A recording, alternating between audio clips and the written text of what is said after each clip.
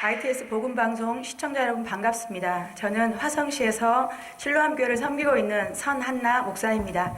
저는 오늘 이 시간 출애굽기 19장 1절 말씀을 가지고 시내산에서 이런 제목으로 함께 은혜를 나누려고 합니다. 본문을 제가 봉독합니다.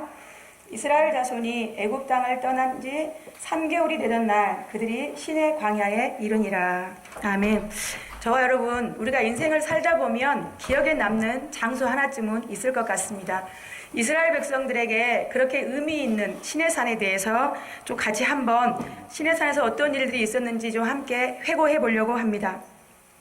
창세기 15장에서 하나님께서 아브라함과 횃불 언약을 맺으시면서 그에게 깊은 잠이 임하게 하시고 그 다음에 큰 흑암과 두려움이 임하게 하시더니 뜬금없는 말씀을 하셨습니다. 아직 아들 이삭이 태어나기도 전인데요. 창세기 15장 13절 14절 말씀해 보시면 내 자손이 이방에서 객이 되어 그들을 섬기겠고 그들은 400년 동안 내 자손을 괴롭히리니 그들이 섬기는 나라를 내가 징벌할지며 그 후에 내 자손이 큰 재물을 이끌고 나오리라. 이렇게 말씀하셨는데 400여 년이 지나고 그 약속의 기간이 찬 것입니다. 전능하신 하나님께서는 약속하신 시간과 이스라엘 백성들의 부르짖게 만드는 처절한 상황과 그 다음에 출애굽의 지도자인 모세가 깨어지는 시간까지 이렇게 모든 상황들을 합력하여 선을 이루어 가십니다.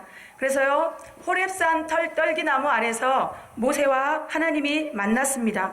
그래서 하나님께서 모세를 통해서 이스라엘 백성들을 이끌어내시겠다고 말씀하시는데 모세가 내가 누구에게 갑니까? 또 얘기하시면 보낼 만한 자를 보내소서 이렇게 계속 왔다 갔다 실랑이를 하다가 타협점을 찾은 것이 말 잘하는 내 형 아론을 붙이시겠다는 것이었습니다.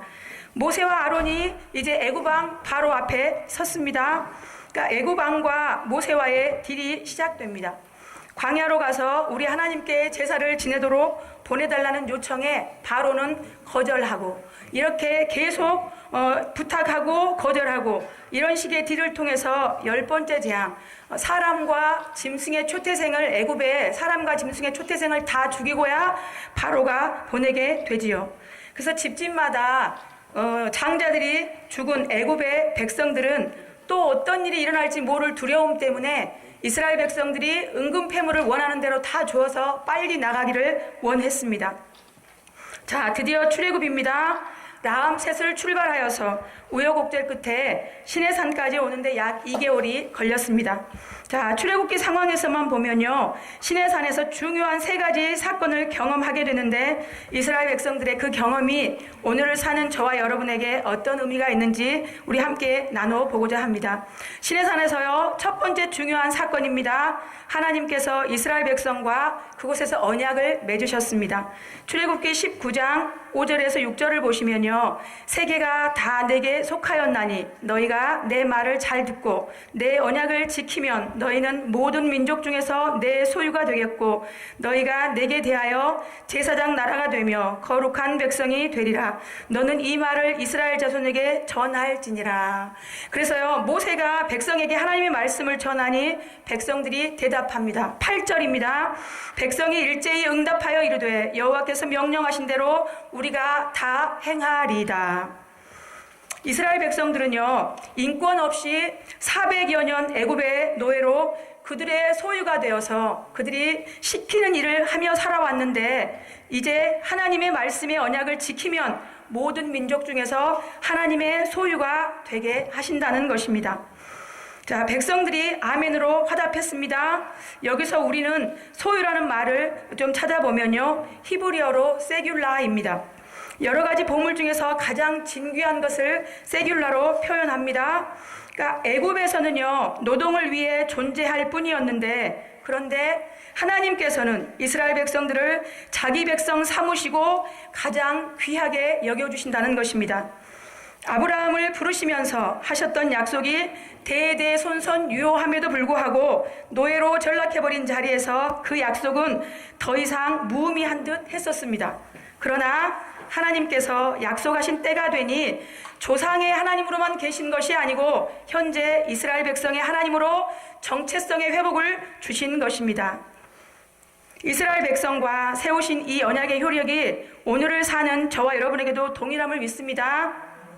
세상 따라 살면서 하나님 형상 닮은 존재 가치를 잃어버리고 살아왔다면 이 시간 세귤라 가장 존귀한 자로서의 하나님의 형상의 회복이 있기를 주의 이름으로 소망합니다. 자, 언약을 맺음으로 하나님과 그의 백성으로의 회복을 이루었다면요, 두 번째, 당신의 백성들에게 법을 주셨습니다. 즉 우리가 법치국가 대한민국 국민으로서 우리나라 법의 테두리 안에서 보호와 제한을 받듯이 하나님의 백성이기에 그의 법을 따라 살도록 법을 주신 것입니다. 출애굽기 20장에서 23장에 보시면 십계명을 비롯해서 여러 가지 율례를 주십니다. 내용을 보면요, 너희들은 토단을 쌓고 양과 소로 번제와 화목제를 드려라. 그 다음에 종에 관한 법, 폭행에 관한 법, 그 다음에 주인의 임자의 책임과 배상법과 도덕에 관한 법, 그 다음에 안식년과 안식일을 지킬 것과 그 다음에 1년 3차례씩 지켜야 될 절기들까지 쭉 말씀하셨는데요. 그 다음에 레위기 법도 주시는데요. 레위기를 너무 어렵고 지루하게 생각하시는 분들이 계신데 사실은 그렇지 않습니다.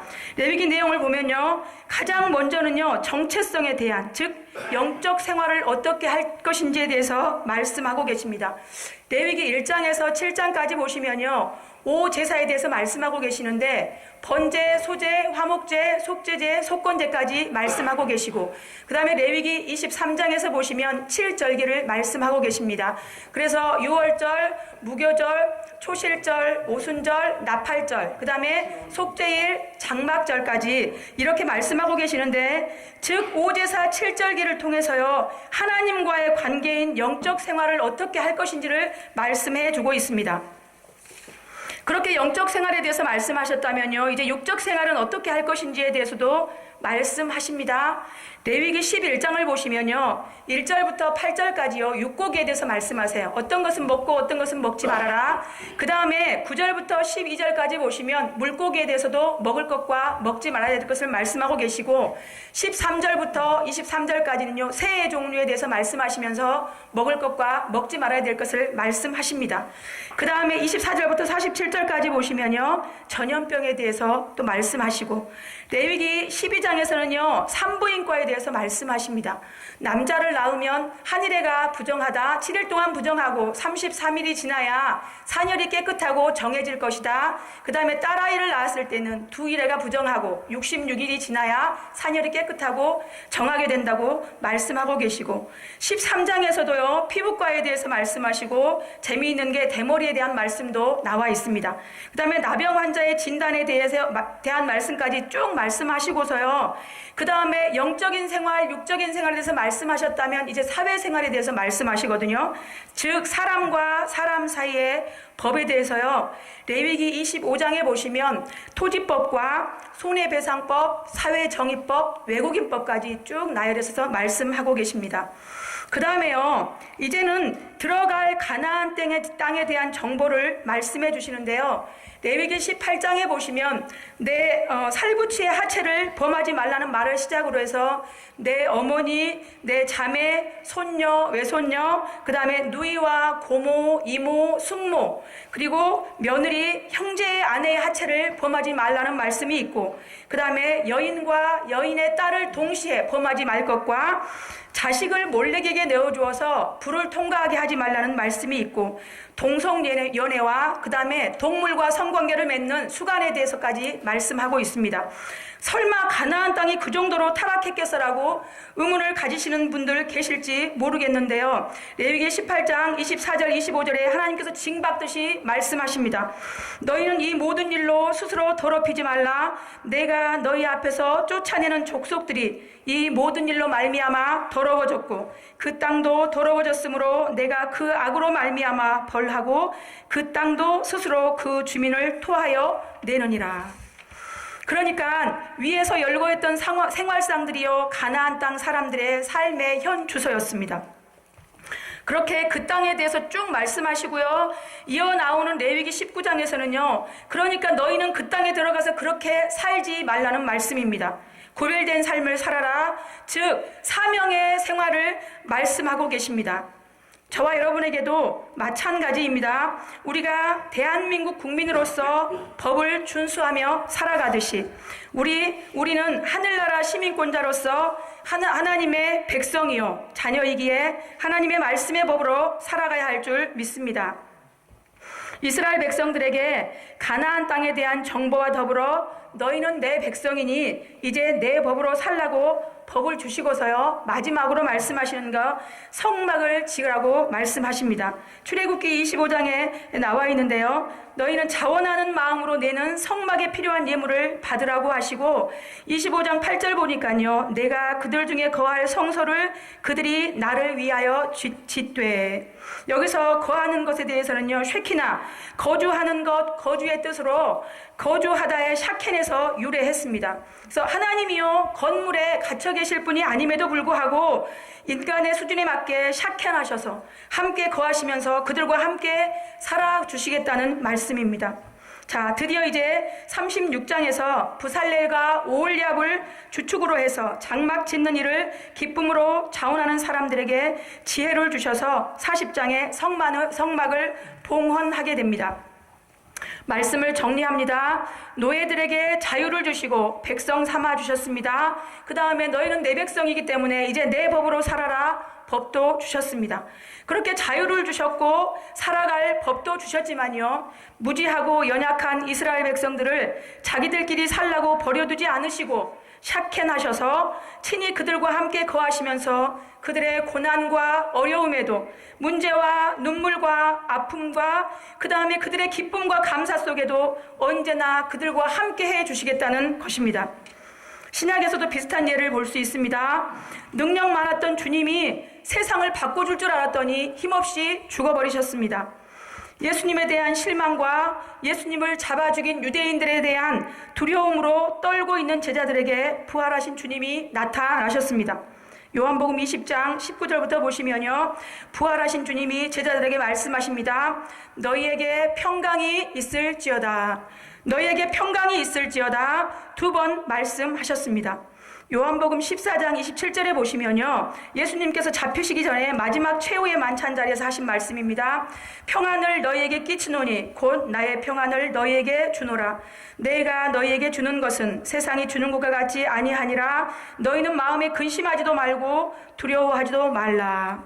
자, 부활하신 그 평강의 주체이신 주님이요, 부활하신 후에 제자들에게 2번씩이나 평강이 있을지어다, 평강이 있을지어다 말씀하셨음에도 불구하고 세상적인 환경, 유대인에게 쫓기고 있는 그 두려움으로 떨고 있는 제자들에게 말씀으로 그치시는 것이 아니라 성령을 받으라 말씀하셨습니다. 자, 너희들 두려움에 떨고 있는데 친히 성령으로 함께 거하시면서 위로해 주시고 보호해 주시고 어려움과 고난 가운데 함께 해 주시겠다는 말씀입니다. 저와 여러분, 하나님이 우리의 아버지가 되시고 우리는 그분의 자녀임을 믿습니다. 그렇다면 그분의 소유된 백성으로 그분의 법을 가지고 구별된 자로 살아야 할 줄 믿습니다. 당신의 자녀 삼아주셨고 자녀가 지켜야 할 법도 주셨는데 우리의 연약함을 너무도 잘 아시기에 우리를 버려두지 아니하시고 성령으로 우리와 함께 가시며 우리와 함께 겪으시며 우리와 함께 인내하시며 우리와 함께 이루어 가시며 저와 여러분을 거룩한 하나님의 형상의 회복으로 이끄심을 믿습니다.